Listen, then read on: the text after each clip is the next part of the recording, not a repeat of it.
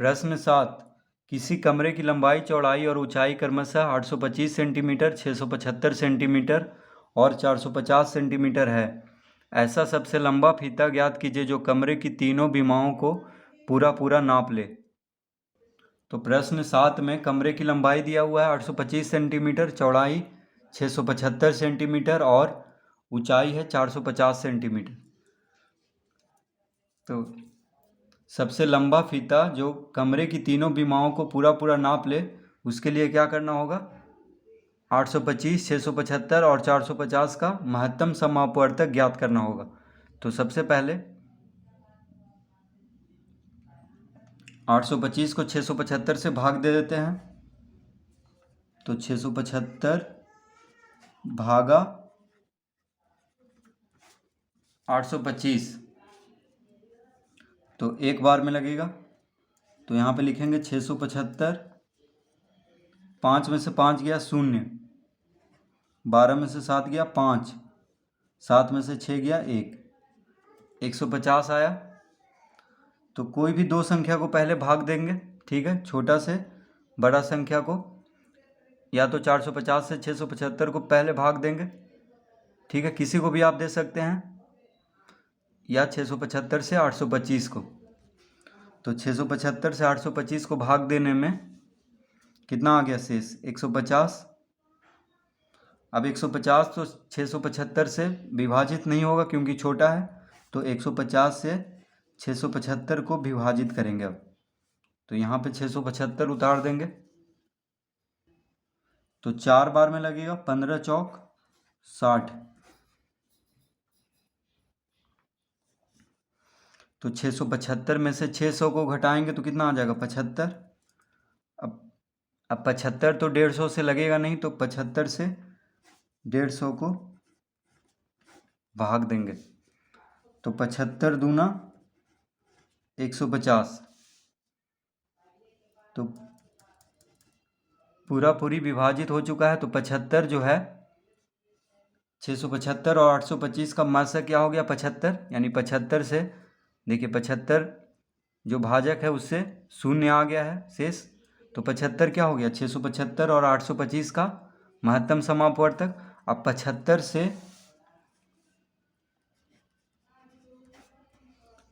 से किसको भाग देंगे? तो ऊंचाई को, यानी 450 को।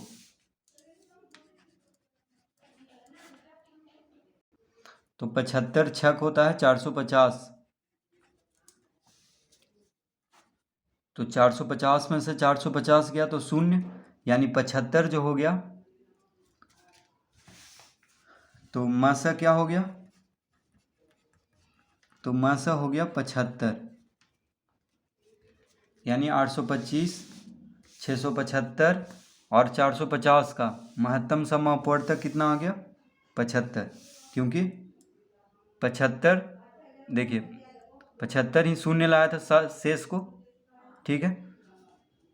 तो 675 और 825 का मासा हो गया 75, फिर 75 से 450 को भी भाग देने पे पूरा पूरी कट चुका है, यानी 75 इन तीनों संख्याओं का मासा हो गया। तो अब लिखेंगे यहाँ पे, तो इसका उत्तर हो जाएगा, अतः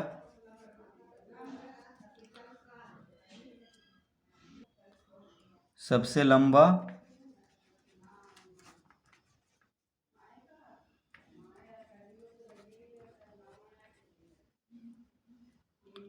लंबा फीता बराबर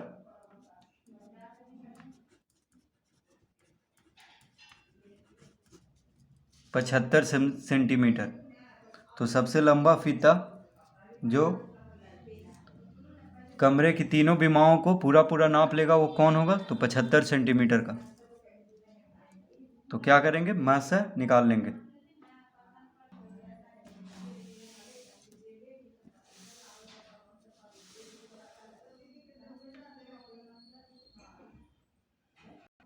प्रश्न 8। 3 टैंकों में क्रमशः 403 लीटर, 434 लीटर और 465 लीटर डीजल है। उस बर्तन की अधिकतम धारिता ज्ञात कीजिए जो इन तीनों टैंकरों के डीजल का पूरा पूरा माप देगा।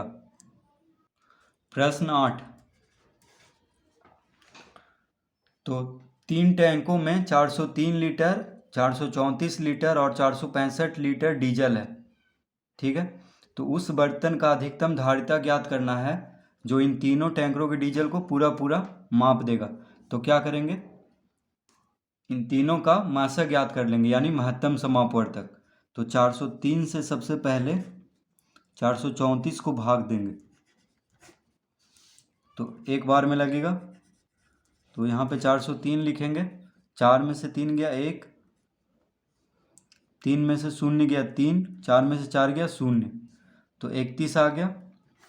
अब 31 से 403 को भाग देंगे, क्योंकि 31 तो 403 से लगेगा नहीं, तो 31 से अब 403 को भाग देंगे। तो 31 गुना 1 31, 10 में से 1 गया 9, 3 में से 3 गया 0। अब 3 को यहाँ पे उतारेंगे, तो 31 तिया 93, तो 93 में से 93 गया तो 0। तो 31 से कट चुका है, देखिए 31 जो है 403, 31 से 403 पूरा पूरी विभाजित हो गया है, यानी 31 जो होगा 403 और 434 का मासा होगा। तो अब 31 से 465 को भाग देंगे। ठीक है, तो 403 और 434 को, 403 और 434 का मासा कितना आया 31, क्योंकि 31 जो भाजक है उससे पूरा पूरी कट चुका है, तो 31 हो गया 403 और 434 का महत्तम समापवर्तक। अब 31 से जो तीसरा टैंक में जितना लीटर है उसको भाग देंगे, यानी 31 से 465 को भाग देंगे। अब तो एक बार में लगेगा, यहाँ पे लिखेंगे 31, 6 में से 1 गया 5, 4 में से 3 गया 1,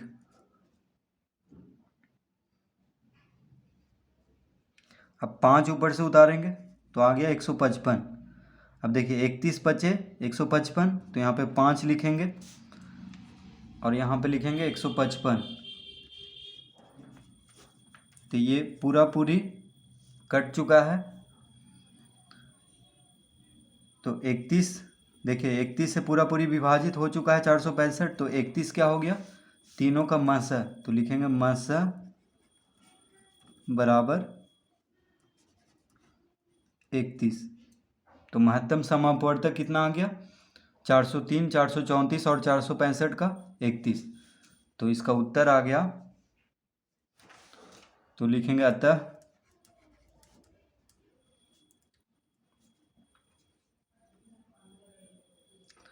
अधिकतम धारिता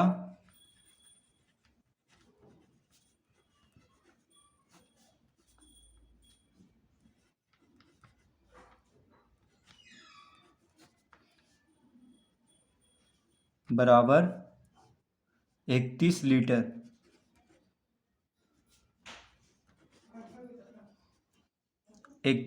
क्योंकि तीनों लीटर में है, 403 लीटर, 434 लीटर और 465 लीटर, तो तीनों लीटर का मासा कितना आया 31, यानी 31 लीटर होगा अधिकतम धारिता।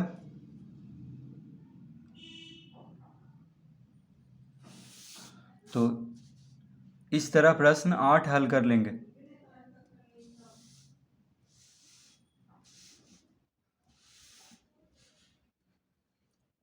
तो 31 लीटर धारिता वाला बर्तन से तीनों टैंकों में जो लीटर जो डीजल है उसको पूरा पूरी नाप देगा, 31 लीटर धारिता वाला बर्तन। तो इसका उत्तर होगा 31 लीटर।